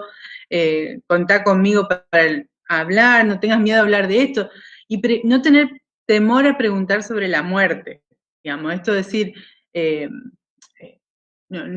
un tema que no tiene que preguntar esto, bueno, ¿qué te está pasando con esto? ¿No querés vivir más? Y ofrecer en eso la ayuda de los profesionales. Muchas veces las personas que están pasando por esto no van al psicólogo, no van al médico, no van a nadie, no se acercan a hablar con nadie de salud, que por eso son los que tienen la herramienta, pero también un cura muchas veces ayuda en esto, digo un cura como un pastor o alguien de la iglesia. Nosotros en la mesa, cuando trabajábamos estas cuestiones, los docentes, digamos, había gente allegada que estaba ahí con la oreja atenta a estas cuestiones, bueno, y ofrecerle eso y a veces acompañarlos a pedir ayuda, a sacarle el turno, llevarlo al turno, digamos, esas cuestiones que uno, hacerlo como de bastoncito y de ayuda, de soporte a esa persona que en ese momento está sufriendo. No dejar pasar el momento y darle la importancia que tiene a ese llamadito de atención, digamos, a esa cosa que yo decía, bueno, en los jóvenes aparece mucho, pero también en las personas de otras edades, digamos. Los jóvenes yo creo que son mucho más expresivos y uno puede notar los cambios de personalidad o de, qué sé yo, un chico que salía mucho, se encierra en su pieza, está todo el día solo, digamos. Son cuestiones para que uno preste atención en esos pequeños cambios, y en las personas, generalmente el suicidio se da mucho en los jóvenes, pero también se da en la tercera edad, por ejemplo, esto de la soledad, yo pensaba en esto de la pandemia ahora, que nuestros viejitos son los que están más aislados, o lo que nosotros tratamos de cuidar, no acercándonos a ellos. Bueno, estar atento, estar de alguna manera cercano, una llamada, o a ir hasta la casa y verlos aunque sea un ratito desde afuera, poder estar cerca de ellos, porque son momentos, digamos, el suicidio tiene que ver con eso, con un momento, es un instante donde una persona, uno puede hablar de una planificación, porque a veces se da, muchas veces se da lo de la planificación, pero el momento del suicidio es un instante, y ese instante tiene que ver con la ambivalencia, como yo le decía, o estoy de este lado de la vida o me voy para el otro. Entonces, buscar es como tirar ahí la ayuda para que esa persona se prenda y pueda hablar sobre eso que le pasa. No tener miedo a preguntar sobre qué le está pasando y sobre el tema de la muerte. Bien, hay otra pregunta que está un poco relacionada con lo que decís, Laura, que tiene que ver, por ejemplo, ¿qué recursos hay en la ciudad y en la provincia para la prevención contra el suicidio? ¿A dónde acudir o a qué número llamar? ¿Contesto yo, Nati, o querés? Bueno, en realidad la prevención es algo que hay que armarlo localmente, más allá de los recursos que podemos tener. Salud es un recurso. Salud, yo cuando hablo de salud hablo de los distintos niveles que forman la salud. El primer nivel, que serían los centros de salud, los equipos de salud del primer nivel que están en el territorio, los SANCOS locales, que son un poquito más grandes, y el hospital. Digamos, son los 3 niveles que nosotros tenemos dentro de salud, pero digamos, para pensar la prevención, salud solo no alcanza, entonces tenemos que pensar algo más local. Muchas veces, lamentablemente, cuando se dan varios suicidios, uno se preocupa y empieza a decir qué nos está pasando, y eso nos moviliza un poco, pero tal vez tener armado una mesa de gestión local, una mesa intersectorial, nos ayudaría a pensar estas cuestiones y no llegar después, digamos, sino trabajar la prevención. Y la prevención apunta a esto, digamos, apunta a dar estos factores que pueda haber de riesgo, y decir que el suicidio tiene una alternativa. Digamos, no es que uno al pensar, digamos, la idea del suicidio se le puede pasar a cualquiera en cualquier momento de la vida, pero no quiere decir que esa persona sea un suicida en potencia, digamos, sino que es algo que nos puede ocurrir por una crisis, como esto que hablaba la Natia al principio, pero tenemos alternativas a eso. Entonces, entre todos tenemos que armar la prevención. Desde la escuela es un lugar muy importante para hacerlo, las vecinales, pero a veces si nos juntamos y pensamos entre todos, es más fácil hacerlo, o se nos ocurren más cosas para trabajar. Yo me acuerdo, Nati, no sé si vos por ahí tenés alguna otra para tirar, pero experiencia que se trabajaron con nosotros. Bueno, yo la experiencia que tuve fue el tema del suicidio de jóvenes, y se trabajó mucho en las estudiantinas, por ejemplo, el tema de prevención, y eso lo armaron los jóvenes. También eso, que no sea algo solamente de los adultos, sino convocarlos también a los que están sufriendo esa problemática. Y trabajar con ellos, bueno, ¿qué les está pasando? ¿O qué les parece a ustedes que le pasa a los jóvenes hoy? ¿Por qué buscan esta salida? Digamos, bueno, eso es la manera, no hay una receta única para la prevención, por ahí tenemos lineamientos que los aplicamos en el lugar que nos toca, digamos, localmente. Nati, no sé si vos querés agregar algo.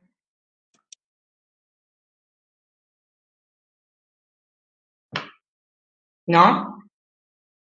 ¿Fernando? ¿Está bien? Bien. Bueno, pasamos a la siguiente pregunta entonces. Dice, ¿por qué la familia es la última en detectar que la persona se va a suicidar? Creo que, bueno, debo hablar, no creo que la persona esté generalizando, deben ser ciertos casos, pero... Claro, justamente eso. ¿Quién dijo que la familia es la última que se da cuenta, digamos?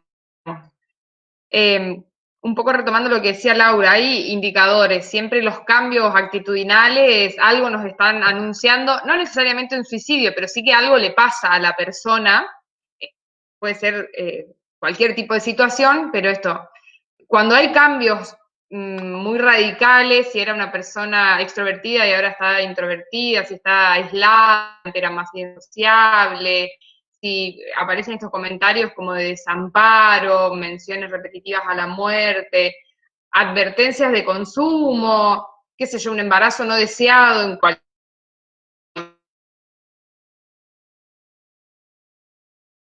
etapa de la vida, tener fallas en el rendimiento o ausencias en lo laboral. Los cambios, digamos, son los que nos tienen que hacer prender un poquito la luz de alarma y ver qué está pasando. Laura decía hoy, a veces uno cree que es un llamado de atención. Bueno, el llamado de atención no es algo menor. Si está llamando la atención hay que dar atención ahí donde aparece el llamado, justamente. No diría yo que la familia es la última en darse cuenta. A veces se da cuenta y no se llega a dimensionar. Pero le puede pasar a la familia, al docente, al amigo, al compañero, a la pareja. Eso. Sí, yo creo que sumando lo que dice Nati, es importante ver que siempre vemos el hecho consumado, ¿sí? Y seguramente esa familia, en muchísimas oportunidades, ha prevenido ese hecho, pero eso no se ve, ¿sí? Y eso no se cuenta, ¿no? Entonces digo, eso también hay que tenerlo en cuenta, aunque también hay familias que predisponen a esto, sí, es cierto, ¿sí? Pero también tenemos familias que, digo, se han dado situaciones en donde voy a decir, pero ¿cómo esta persona se puede suicidar? ¿No? Digo, entonces, es tan complejo, y como decían recién las chicas, es tan complejo y tiene tantas aristas de trabajo, ¿no? Que por ahí no podemos, por ahí sí tenemos situaciones en donde la familia se puede dar así, pero no podemos generalizar, ¿no? No podemos generalizar porque también hemos tenido situaciones en donde tenemos una familia muy sobreprotectora muchas veces, ¿sí? Y inclusive hasta familias como muy continentes, y se dan este tipo de situaciones. Entonces no hay un parámetro que diga ni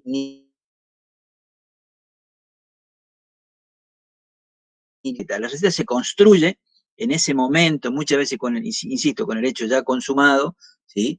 Y que está demostrado estadísticamente que una persona que tiene un intento es muy probable que vuelva a hacerlo. Bueno, entonces, ¿cómo trabajar eso? Ahí sí, esa es una situación de riesgo, ¿sí? Cómo hacer el seguimiento, como decía Nati al principio, cómo seguirlo durante un determinado tiempo. Bien, acá Fernando, justamente con lo que decís, hay una pregunta para vos que está referida a cómo o qué hacer con un paciente que llega a la guardia 3 veces por semana. Es cada vez más frecuente. Sí, es muy probable. Mira, nosotros teníamos una situación en el Hospital Provincial de de Rosario. Silvia, me acuerdo el nombre, así, ¿no? Tenía 278 entradas en la guardia en un año, ¿no? A ver, hay situaciones en donde, insisto, la llegada al sistema de salud puede ser una oportunidad para gestar un tratamiento, ¿sí? Muchas veces se ve como, porque también ahí puede, hasta, no quiero polemizar con el que, o con la persona que hizo la pregunta, pero por ahí puede estar, ese tipo de pregunta puede estar como teñida de cierto prejuicio, ¿no? ¿Sí? Entonces digo, tengamos cuidado con eso, porque si llega 10 veces, la tenemos que atender 10 veces. ¿Se entiende? Entonces, el problema no es que llegue, el problema es que no llegue al sistema de salud muchas veces, que en muchas situaciones ni llegan al sistema de salud. ¿Sí? Nos enteramos después. ¿Sí? El tema que haya llegado quiere decir que él mismo se preocupó por la situación o porque alguien se preocupó por la situación. Entonces, no es una cosa menor ese acto de que llegue al sistema de salud.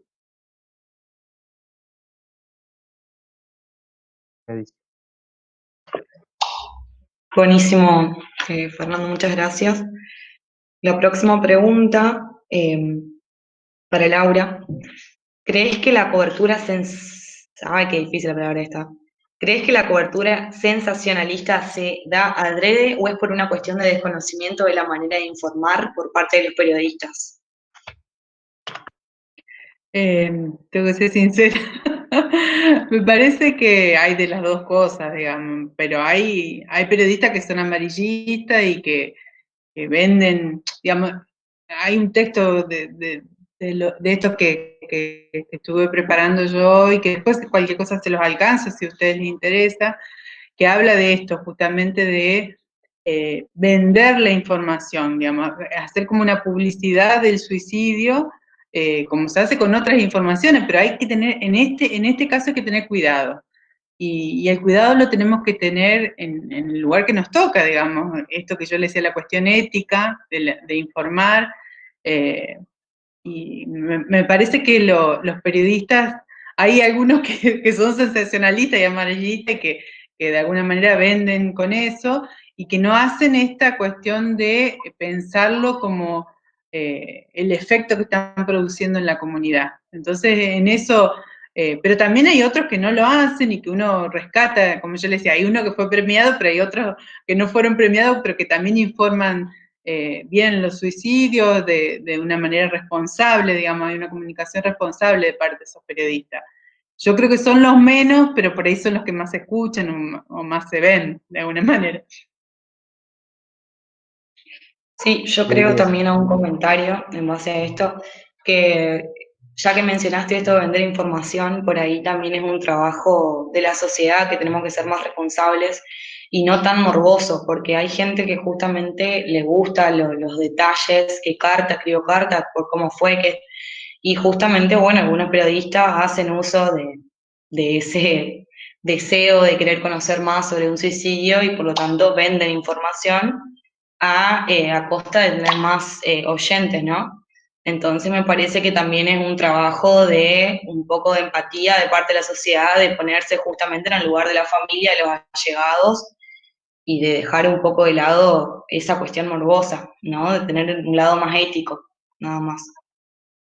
Tal cual, Ana Paula. Es interesante lo que decís porque también hay, o debería haber, ¿sí?, una ética social con respecto a eso. ¿Sí? Si yo veo que se están dando demasiados detalles de la familia o de la persona con nombres, se han escuchado situaciones hasta de chico con nombres y todo, y direcciones y todo eso, y la gente lo sigue escuchando. Es decir, yo tengo la posibilidad de cambiarle algo, y eso depende de mí muchas veces, ¿sí? Y lo sigo escuchando y me sigo dando manija con eso. Entonces, también hay una ética social a la cual nos compete a todos, de decir, che, no, mira, esto está mal, ¿sí?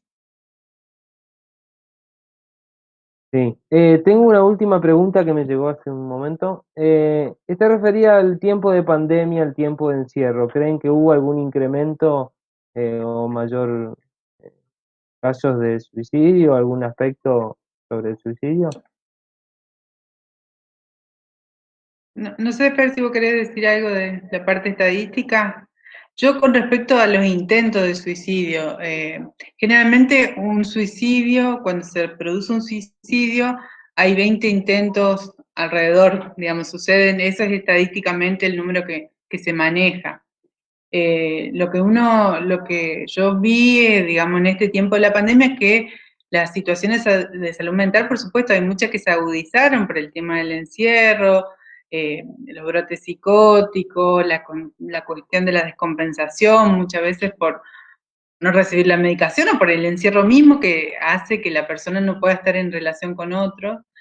Y también hubo muchos, digamos, todas las semanas tenemos ingresos por intentos de suicidio. Hay semanas que hay, el lunes, que es el día que nosotros vamos al hospital, siempre nos encontramos con ingresos por intento de suicidio y situaciones graves, digamos, que por eso están internadas. No es que un llamadito de atención, digamos, son situaciones graves que fueron rescatados en el momento del suicidio. Así que siguen, digamos, los intentos que por ahí yo tengo más contacto, siguen sucediendo y en la pandemia. Y tiene que ver con los sufrimientos también que acarrean las personas en este momento, que hacen a la cuestión, vieron que el tema del encierro, con la relación con la violencia de género, que se fue dando, bueno, con salud mental tiene que ver más o menos lo mismo, digamos, hay una cuestión, nosotros el tema del intento de suicidio lo vemos como una urgencia en salud mental, lo internamos siempre, digamos, hay una cuestión de protocolo y de actuación del equipo de salud mental alrededor porque es una urgencia, como puede ser una descompensación psicótica, un brote, una crisis, una excitación psicomotriz, digamos, son distintas concepciones de urgencia, pero el intento de suicidio es una urgencia, por el riesgo que corrió la persona en ese momento y por el riesgo que sigue corriendo. Por eso es importante, digamos, yo creo que en estos momentos de pandemia, esto del aislamiento, que no sea un aislamiento de los lazos sociales, digamos, sino seguir comunicado con el otro, ver qué le pasa, cómo está, saber que un llamadito, digamos, aunque sea vernos un rato para ver cómo está el otro, también ayuda a esto, digamos, a de alguna manera ir previniendo estas cuestiones. Buenísimo. Que el Ana, todo distanciamiento tuyo. sea físico, que el distanciamiento sea físico y no social, en realidad. Ah, ahí está. Bien.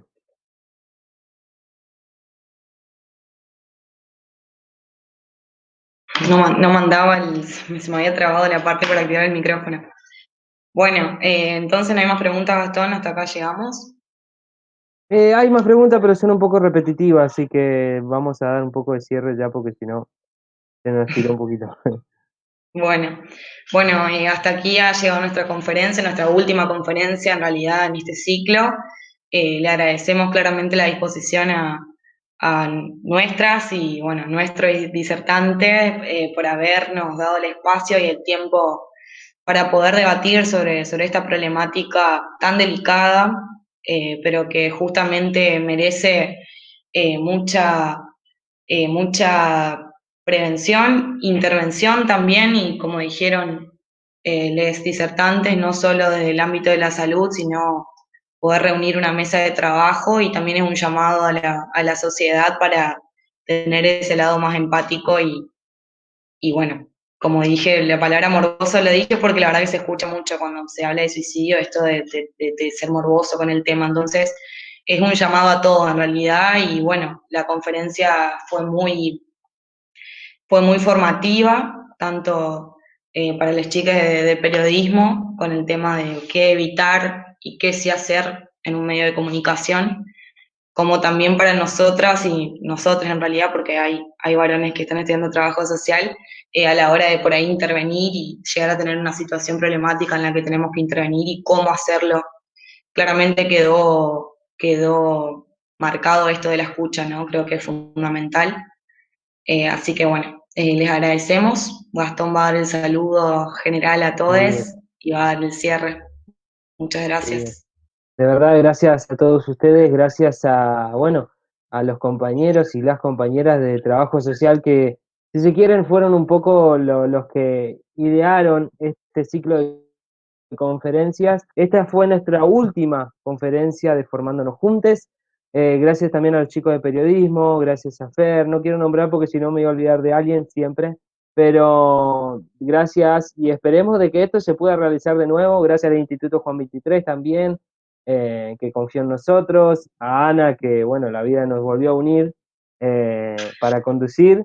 Así que nada, gracias a todos. Todo esto va a estar subido en nuestras redes sociales, en Facebook y en Instagram, así que pueden revivir todas las conferencias.